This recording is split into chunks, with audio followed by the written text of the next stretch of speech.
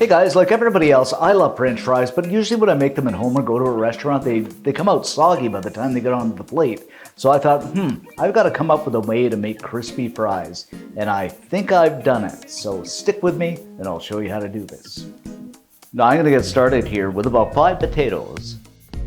Now I'm using russet, so there's less water, lots of starch, and that's what you want, but you can use a potato of your choice. So I'm just going to go ahead and peel these up. You can leave the skins on, but I find they just don't brown as well. Okay, now we're going to make these into fries. Now I'm using my fry maker here, but you can go ahead and do these by hand too if you like. And as you can see, this does a pretty good job, but a little more time by hand will do it well. Now we'll just go ahead and get these into some water to get rid of that surface starch. Okay, look at that surface starch, and that's what you want to get rid of because that just makes them brown and burn super fast. Okay, we'll just go ahead and drain this. Then we're going to go ahead and spread these onto a baking sheet lined with a paper towel. Lay another paper towel over the top, and we're just going to pat these as dry as possible. Just get all that water off. And after we got these dried up, guys, got a nice looking fry, or the beginning of a nice looking fry, and just listen to this or look at this snap. That's about what you want. They're going to be even better once we finish. Okay, now I've got my oil heated to about 350 degrees.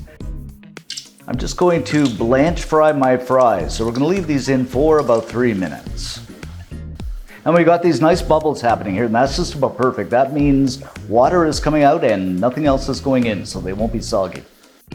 After 2 or 3 minutes, they're nicely blanched, so I am just going to remove them. I'm using a spider here because it looks like a spider. And we'll just go ahead and set these aside on a wire rack. Alright, now we're done our blanch fry. I'm just going to give these guys a pat dry again. Get any excess oil off. And we'll give them a little dusting of cornstarch, just to make sure they're super crisp. You can use potato starch too if you like. And we just kind of throw them around a bit so everything gets coated. Now these guys are going to go in the freezer for about 30 minutes just to freeze up. You can put them in the fridge overnight too. The great thing is you can bag them, put them in the freezer, and then just pop them out and use them whenever you want. Just fry them up. So let's get these in the freezer. So after about 30 minutes, our fries are reasonably frozen up. So then we'll go with some oil, about a slightly higher temperature of about 350, 375, something like that. And we're just going to fry these up until they are a beautiful golden brown. Okay, now they're a nice golden brown here. I'm just going to remove them and I can just feel that crunchiness. And we'll just set them aside on a wire rack and I can just feel, can you hear that clunk there? Love it. And we'll just fry up the next batch. Of course, a dusting of salt over the top. I like mine salty, but it's up to you. A little dusting of garlic powder. A little dusting of Parmesan. Again, totally optional. You could use hot peppers, whatever you like. And just for decoration, some parsley.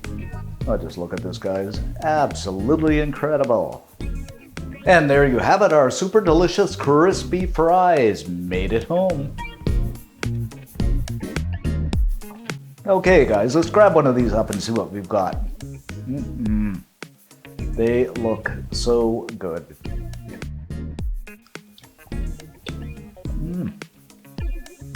These are fantastic. I mean, they're crunchy, but they've got that homemade French fry taste to them. I just love the combination of garlic and Parmesan on the top. But like I say, you can use whatever you like, but these are really good. Well worthwhile making, guys. Keep some in your freezer, like I said. Fry them up when you like, but they are good. So good.